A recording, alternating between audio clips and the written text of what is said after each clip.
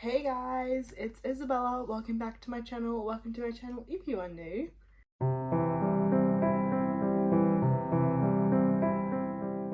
Today we are filming my favorite reads so far this year. I have picked one book for each month, so there are 6 books in this video. Technically 7 because I do have like an honorable mention for one of the months. Before we get into this, I want to say that I actually sat down to film the mid-year freakout tag. My reading year has been so awful in terms of quality of books that I literally do not have enough books to film that video to talk about. I'm sad. I'm smiling, but I'm not really happy. I filmed the mid-year freakout tag last year and it is one of the it's one of my favorite videos I filmed. I thought it was so fun. I was so excited to film it this year. And I literally can't because I just don't have enough books, like positive books, to talk about. I have had 2 5-star reads this year, but technically 1 because the other one can change. I'll talk about that later on when I get to that book. So technically 1 solid 5-star read. And that was one of the first books I read this year in January. It was just downhill from there. I am a little bit bummed because I feel like in terms of like quantity, there we go, it's been like fairly average. Like I haven't read a whole lot, but I haven't read like barely anything. But at this point in the year, my reading has been just so meh that I'm just like taking a step back from it a little bit. I think like instead of reading like 8 books a month, I'm reading like 4 or 5. And that other time I'm using for other hobbies in my life, which I actually am loving. Like this has turned out to be a really positive thing because like I'm able to indulge in other hobbies. But just know that that stemmed from me having a really crappy reading year. I just wanted to talk about something. Everyone's like posting their mid-year freakout tags and I love watching them and I love filming them, but unfortunately this year I'm not going to film it. I'm not going to sit here and talk about books for 30 minutes about average books that I literally couldn't care less about. And you know, like I'd rather just sit here and try and talk about my favorite books, even though the list is very minuscule. Also, just like a PSA, if you're someone who watches like lots of my videos, I know I didn't upload a May wrap up. It's because I didn't read that many books and once again they were very average, so I'm just combining my May and June wrap ups and I'm doing like a recent reads.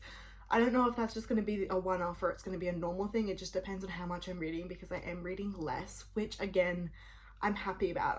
I genuinely am happy that I'm reading less because it's giving me time to do other things, but it just means not as many wrap-ups, so I'm sorry. Who knows, maybe in July I'll read like 12 books and do a wrap-up. I've never read 12 books, but who knows, maybe July will be my month. Alright, we're starting off with the first book, which is one of the first books I read this year and I gave 5 stars to, and I was like, yes, my reading year is going to be so good. Yeah. I read this originally on my Kindle and then I went and bought the paperback. I'm in Australia and this paperback is already really expensive. I paid like $60 for it, which is crazy. That is more than like my special editions. Like that is crazy. But anyway, it was worth it. This is the only book on this list that is a 5-star and it will stay a 5-star. And I am a little bit bummed that I read this in January because I do have a rule that I'm only allowed to read a book once a year. Like I can reread it, but only like I can't reread a book that I've already read that year, you know what I mean? Otherwise I would just sit here rereading every single book on my shelf and never read anything new. So I can't reread this book until next year and it pains me because I really want to. But that book is of course Culty by Murray Zapata. When I read this book on like my TikTok, if you follow me on my TikTok, I didn't shut up about it for like a good like 2 months. It was all my content was. I will say I'm not a fan of how I annotated it because like I said, I read on my Kindle and I was highlighting stuff, and then when I got the copy I went back and like highlighted everything I'd highlighted in my physical copy, but all I had on me was a green highlighter. So everything is green. I was like, oh, it kind of got, no it doesn't, I should have just underlined it, but it's fine. But as you can see, I really enjoyed this book. It is the only Murray Zapata book I've read. I do own From Luke Off With Love. I'm just putting off reading it because I'm not a massive romance reader, except when I get in a mood for romance, then like I read every romance there is, but I'm very rarely in the mood. Like I have to be in the, yeah, usually it's fantasy for me, but this was a hit. Sorry for like this. This is called I Had an Undercut, and it's growing back. Also, I'm getting my hair dyed next weekend, y'all. You're not gonna know who I am in my next video. This book is about a professional soccer player. Her name is Sal, and a new coach comes to teach her team or coach her team, and it was her childhood like icon. Like when I was reading this, I didn't play sport, okay? Well, I did play netball, but like I wasn't into it like she was into soccer. But when I was reading this, I thought of the way that I felt about like Harry Styles when I was 10 is how she felt about him. Like, this is really good for people who had idols. It doesn't have to be sport idols, just idols in general, because there's really amazing discussions in here that I was like, oh, this reminds me of my One Direction days. Anyway, this coach, his name's Culty, Raina Culty. I did not like Culty when I first started reading the book. I was like, oh my gosh, you are such an insufferable man. And then as I kept reading, I was like, okay. Like, a little toxic, yeah, but not like too toxic, you know what I mean? Like, I just love Culty. You know, this is for my girlies that end up falling for toxic men. I wouldn't say Culty is like toxic, but like, so he does some things and I'm like, I don't know about that one. He's just like grumpy. I don't know, I don't want to necessarily call him toxic because I don't think he's toxic. I just think he's really grumpy. But like also Sal, who's our main character, is like, oh my god, their combination is immaculate. Her humor and her sarcasm and the way she responds to Culty, yup. Like, if this was like a soft character, I would definitely be like, oh, not a good pair. But like, just the way they interacted with each other was insane, and I loved everything about it. The quotes in here were crazy. Let me find a quote.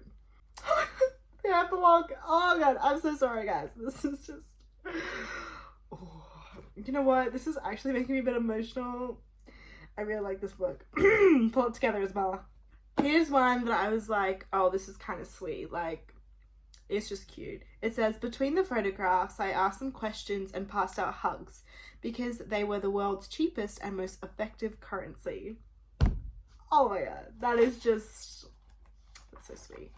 Someone told me I can't take back what I've done, but what I do from now on is what matters. It seems fitting. Okay, I'll stop reading you quotes because just go read the book, okay? So this is literally, I've been talking about Culty for like 10 minutes. All right, next book. Obviously, you can see I'm very passionate about that book. Okay, for February, I have 2 books to talk about. One, which is like my answer, and then the other one I just wanted to mention because of how different it is. Is it gonna rain? Oh my gosh, please rain. First book, which is my favorite book of February, was Priory of the Orange Tree by Samantha Shannon, and it is no doubt going to be my most proud read of the year because I've never read a book this big in my life. It's a brick. I cut this into like parts when I was reading, which I highly recommend if you're going to read this book, do that because you just fly through it so much quicker and it's not as intimidating, and when you're like, you can go back and see your progress and it just makes you feel so proud. Anyway, I'd recommend doing that. This book, what is her name? Okay, first thing first, there's a lot of characters in this book. It is big, so that is why, but just know, like, the first 100 pages, characters and world building. That is it. You do have to push through, but, like, what do you expect in a book that's this big? There are different perspectives, too, so you don't get one perspective, which I also thoroughly enjoyed. I was invested in all of the perspectives, which is great because usually I feel like in books there's at least one that you're not interested in, but I was interested in all of them. They were really engaging. I remember like posting my TikTok or something because I was in the last 50 pages and the war in this book that's meant to happen, because obviously, I mean, it's a fantasy book, there's war, had not happened in the last 50 pages, and I was like, this is a standalone, like, what's gonna happen? And it was crazy how this book managed to wrap up in 50 pages. It is strong women, it's sapphic relationships, it's like, what's the word?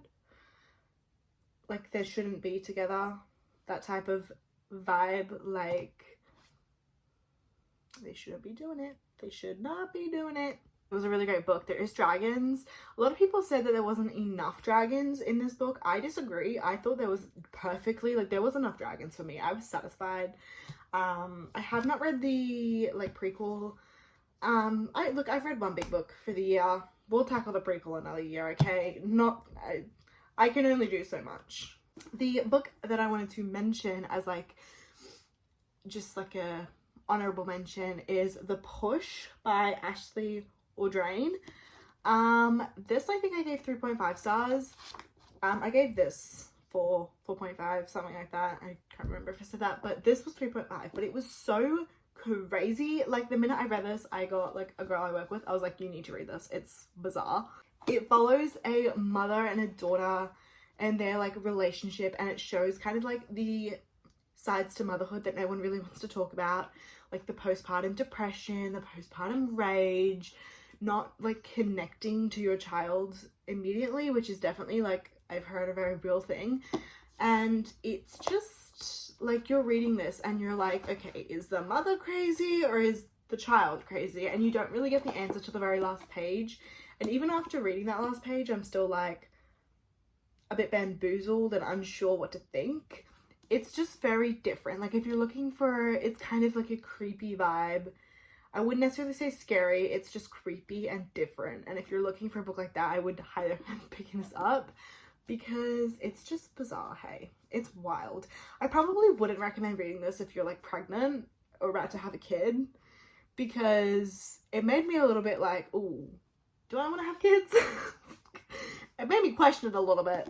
For the month of March, it was full of very, very average reads. I would say my best book, or my favorite book from March, would probably be Assassin's Apprentice. This book, I think at the time I gave 4 stars. However, since then I have decided that I'm not going to continue the series as of right now.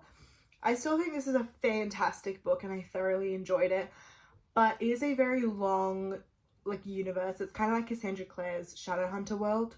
It's gigantic, and the books itself are very heavy on the fantasy. They are like, you need to be concentrating, you need to kind of, like, read the books. Well, for me personally, like, I would need to read the books close together, because the minute I finished that book, I was like, what did I just read? It is raining. Oh, thanks, universe, you heard me.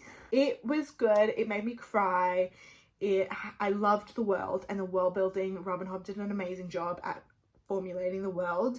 It is just a book that I think I will need to return to in the future when I've got more brain power for it. April's book was an audiobook, and that is The Blood Countess. This is the first book in the Pandora English world. Am I moved over enough? There we go. This was really good. I originally read, I think, The Spider Goddess, which is the second book. I read that a few years ago and had no idea what was going on because I didn't know it was a series. And I just randomly picked up the second book and I'm like, what is this? No idea. And I gave it 2 stars because I'm like, I don't know what this book is. But then I went back and read, like, the first book and I'm like, wow, this is really good. I gave it 4.5, and then the second book I ended up giving 4, which was The Spider Goddess. So it just goes to show, you know, make sure you read it in order because it makes a difference. This is a really interesting take on, like, Wednesday and Wednesday Addams, like, loosely inspired. It has vampires in it and spirits. It's about this girl Pandora who moves to New York to live with her, like, great aunt or something, and she, like, looks like she's really young, and that's, like, the first mystery. You're like, why do you look like you're 50 when you're meant to be, like, in your 90s? Like, that's the first mystery, and that's kind of just how it extends into so much more than that. I will say the romance in this book, not my favorite. Really not my favorite. I'm not a fan, but the books itself are so much more than just the romance that I don't care. Like, it's not really that big of a deal. But I would highly recommend, if you're interested in the series, to pick up the audiobooks, because the audiobooks were just so incredible. Specifically, the first narrator of, like, the first book is my favorite. I love her. I'm definitely going to read more books that she's narrated. The narrator for the second book was okay. It definitely took me a bit to get used to, and yeah, like she's alright. Like I feel like for me, when I'm reading an audiobook, the narrator has to be good or I'm not going to read it, but both were fairly good. I loved the whole premise of the books. It was very atmospheric. That was what really got this book for me, was just the atmosphere of it was incredible. So I highly recommend picking this up specifically on audio. In the month of May, I read 4 books. My favorite book is The Other 5 Star That I Think Can Change, and that is The Assassin's Blade by Sarah J Maas, whatever. The reason I say this may change is because originally I was going to read this book after like Crown of Midnight, like how everyone says it was. I couldn't get into Throne of Glass, so I had to kind of read this first, otherwise I was not going to read the series at all, and I'm so glad I did. 5 stars, loved it, personally would recommend reading it before going into Throne of Glass. It was so emotional. I loved it. They're basically a bunch of like little novella stories, which I loved because I read like 1 novella story a day, and I wasn't planning on annotating it, but I ended up annotating it. So I love Sam, which scares me because I have seen TikToks of people saying they hate Sam, which makes me a little nervy. Okay, it makes me a bit nervous because something happens at the end of this book that involves Sam, so I'm kind of confused on why everyone hates him. But I'll let you know as I continue the stories, books, whatever. No spoilers. Maybe there's just another love interest that people like more. I don't really know. I'm very clueless. But this is, like I said, I don't know if I said this, it's a prequel to the Throne of Glass. So it's her life before Throne of Glass, which I always love getting a good backstory on characters. Whoops. Which could be why I enjoyed this book. But that being said, the reason I am so like, oh, this rating could change is if I read the other books in this series and they are just better than this. I'm like, oh, that would be 5 stars. This would be like 4.5. Like for a series, I tend to rank them in like order of how I like them, basically. So I don't really know what the rating of this is until I read the whole series. The last book, which I'm very excited to talk about, although y'all are probably going to roll your eyes because everyone and their mother is talking about this book right now, and that is Serpent and the Wings of Night by Carissa Broadbent. This is incredible. As of right now, I'm unsure of what I'm rating it. Could be anywhere from 4 to 5 stars. I have 100 pages left as I'm filming this, so it's technically, I haven't finished it, but I'll be finished it today. I plan on finishing it, but in terms of rating, I'm going to wait till the end of the month and just see how it settles in my brain. Serpent and the Wings of Night follows Araya, who is a human in a vampire world. So essentially, she is in a world that is designed to kill her. That is kind of like the whole plot point, is her surviving in this world. And it is often described as kind of like vampires but meets like Hunger Games, because there is this thing called the Kajari, which they enter, and essentially it's the last one standing wins, gets a wish slash blessing from the goddess Nyaxia, who is like the goddess in this world that they idolize or follow or whatever you want to call it.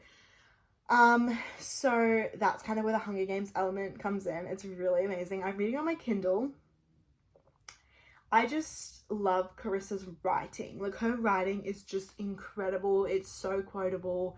It's so easy to read. Her worlds are really like well fleshed out, but in an easy way to read, whilst I compare it to something like Robin Hobb, who I found was also very incredible world building and fleshed out, but it was slower paced and harder to read, whilst this is very easy to read. Does that make sense? Not to compare authors, but that's just kind of what I mean when I say like it flows like quicker, and I'm able to read more. Whilst Robin Hobb, I was like reading 50 pages a day, whilst this I'm like I can read 100+ pages a day, and it works. I've been kind of taking my time with this one though, because I've been really enjoying it. I don't have like the urge to go out and buy the physical copy, which kind of tells me maybe it's not going to be a 5-star, because if it was a 5-star like Culty, I'm like, yep, need it right now, buying. But it's definitely an amazing read that I would highly recommend. The romance in it is really great. However, this is a series. I think it's a trilogy maybe. There's a novella as well. I don't know. But the romance is already happening. And that tells me that maybe it's not going to end too well for this romance. Because we have like another 2 books, I think. Or is it a duology? I don't know. But it's just a bit early on to be having a romance, which makes me really nervous. I'm kind of waiting for like either a death or a betrayal. Like I'm kind of like, well, what's it going to be? It's going to be one of them. Makes me sad because I really like the character. Who knows? Maybe Chris will do us well and maybe he'll live happily ever after and they all live happily ever after. Who knows? Regardless, I would highly recommend picking this book up. Is that it is on Kindle Unlimited. I think most of Chris's books are. I do plan on picking up Daughter of No Worlds when I'm finished with this series, but the premise of this book got me more than Daughter of No Worlds, but the cover of Daughter of No Worlds is really good. Alright guys, that is this video. Thank you so much for watching. Again, I'm really sorry that there's not going to be a mid-year freakout tag. I'm just going to move on and we're just not going to talk about it anymore because it's, yeah, this is my mid-year freakout tag, okay? But yeah, I hope you enjoyed. I will see you guys in my next video. Make sure you like, comment and subscribe if you enjoyed, and have a lovely rest of your day. Bye!